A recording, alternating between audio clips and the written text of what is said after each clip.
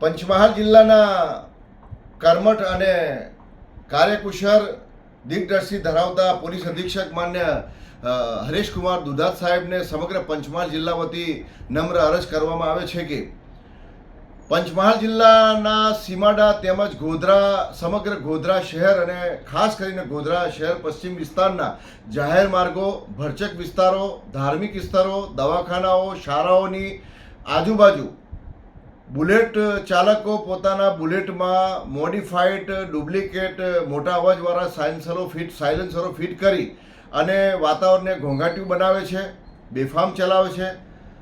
સાથે સાથે જાહેર માર્ગો ઉપર સગીર વયના બાળકો પોતાના બાઇકો લઈ અને પોતાનું અને સામે રાહદારીનું જીવન જોખમમાં મૂકી અને બાઇકો ચલાવતા હોય છે. એવા તમામ લોકો માટે ડ્રાઈવ ચલાવી અને તેઓની સામે કાયદાકીય અને ફોજદારી પગલાં લઈ અને દંડનીય રકમ વસૂલ કરવામાં આવી સમગ્ર જિલ્લાના નાગરિકો વતી આદર સાથે વિનંતી કરવામાં આવે છે.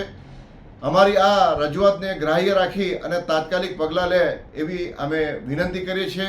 રમજાની જુજારા, અધિવક્તા, ગોધરા.